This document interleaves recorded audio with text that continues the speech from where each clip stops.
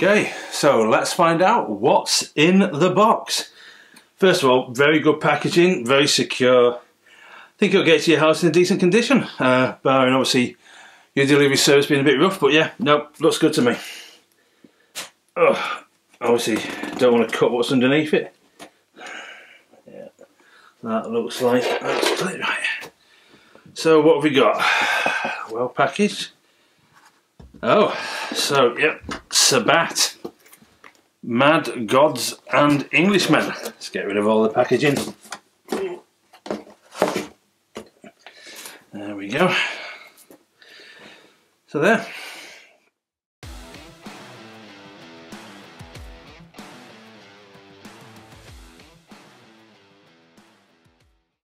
So first thing, got a label on the front. So what would you guys do with that? Would you keep it? Would you get rid of it? What would you do? Right, let's get it opened. It's very well shrink wrapped. So yeah, points there. It is good, well packaged from both the external packaging and obviously the shrink wrap as well. Let's just see if we can nick a corner there and get that open. There we go. Let's pull this off.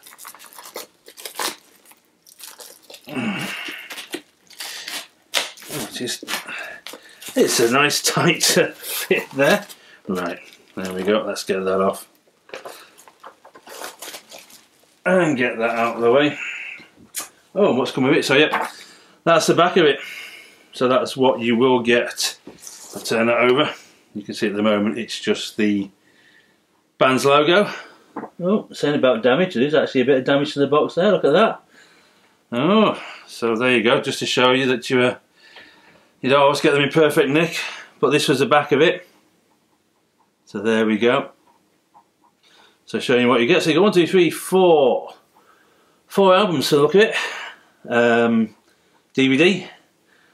From Bar to Verse, a 12" by 12" 22 page lyric book, contains rare and previously unseen photos from the era, and a poster. But obviously we'll see it when we unbox it. It's from Noise Records. I think this one is reissued from BMG. So right, let's pop that out of the way. Let's have a look at this. So there we go. There's the front. Simple. This is how I like my album covers, I must admit. We've got the logo, we've got the band heading. I suppose it's meant to be a Godey kind of effect, heraldry kind of effect. Mad Gods and Englishmen, do like that title an awful lot. Very, very good. Right, let's get it open. Oh, that's tight. That's nice and tight. Oh, hello. Hang on. Ah, flip top. There we go. Yeah, so we've got a flip lid. It's not one of those that just pulls off. First of all, History of a Time to Come. That would be one of the albums. So let me just move this out of the way so we can see the stuff as it comes out. Oh, I do like that flip top box. I must admit, that's a nice design touch. First album. There we go. Let's get rid of a bit of that piece of wrapping there. So there we go. A History of Time to Come. So we have the album cover.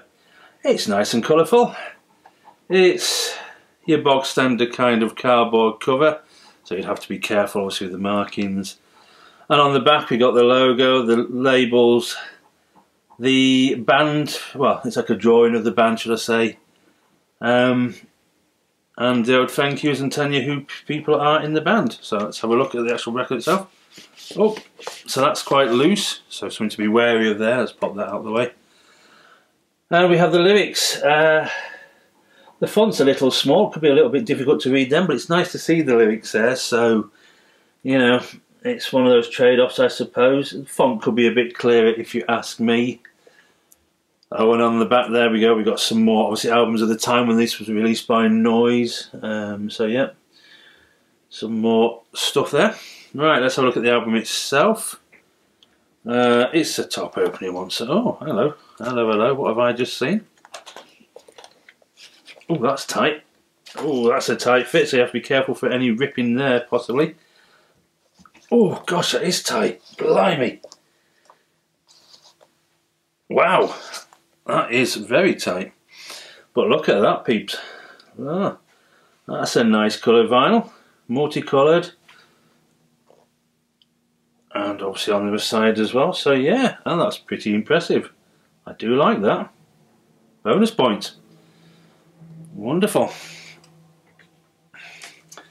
Right, next album out of the box.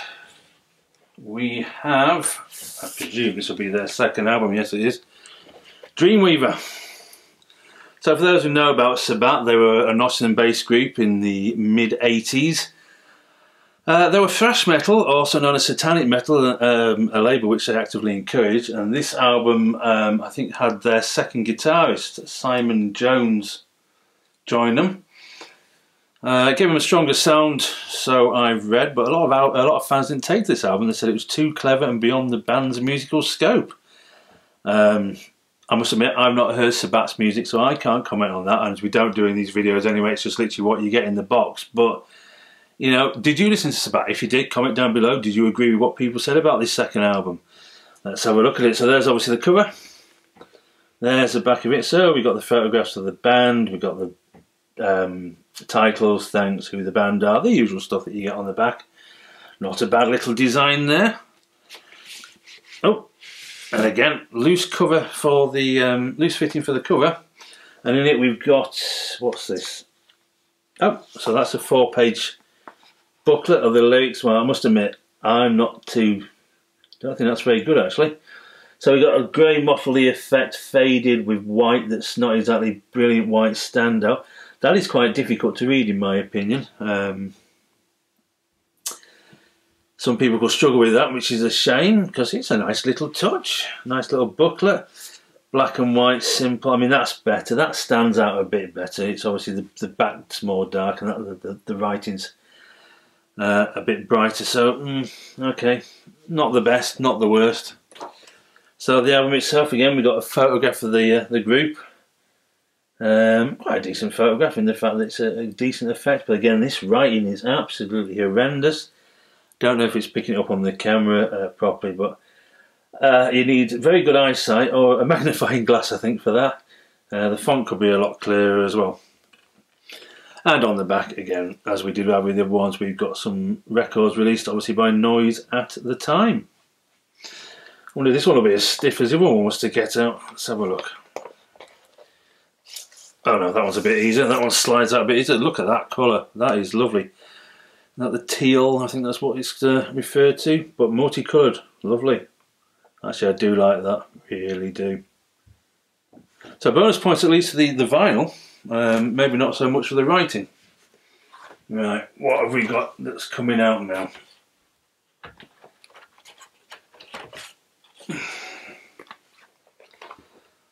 Live in East Berlin 1990.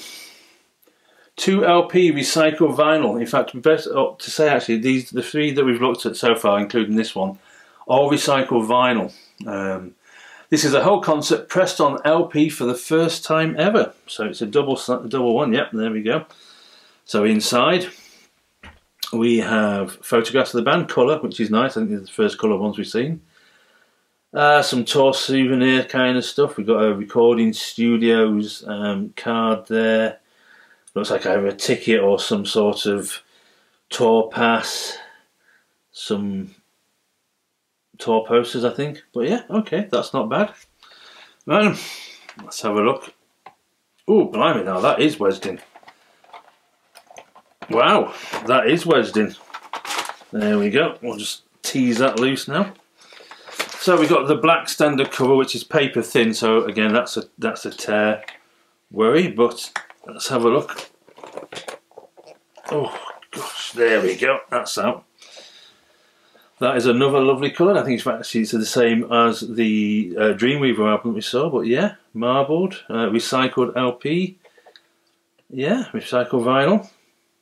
Very nice. Very, very pretty. Pop that out of the way. We'll go on to the other one now. So again, it's your black. Oh, that one's a bit easy to get. Your black album cover. Oh, this is a different coloured one. Oh, that is nice. Now that is nice. Look at that. Yeah. Lovely there. Superb. Marble effect. Lovely, is that? Yeah. Okay, so bonus points for that. Don't know if I showed you the back, but there we go. 1, 2, 3, 4, 5, 6, 7, 8, 9, 10, 11 tracks. on 2 LPs. Delve into the box again. And what have we got now?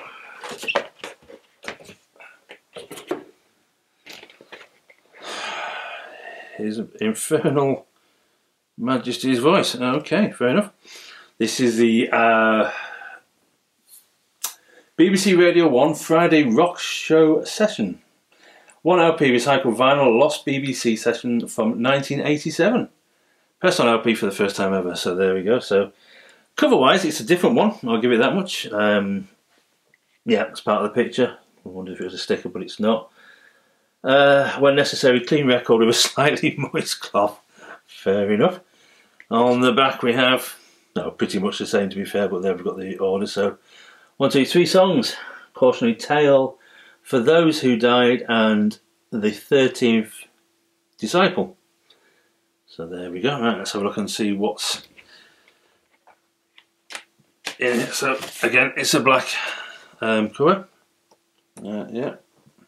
Oh, a different colour vinyl though. Came out easy enough. So there we go. Purpley version.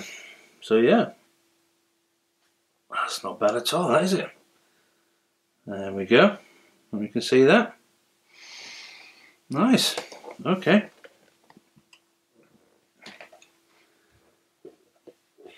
Into the box of goodies. This must be the DVD, I presume. So there we go. DVD. The End of the Beginning. With a little age rating warning there. Oh, we have a 15 on the back, so I would imagine naughty words have somehow managed to find their way into it.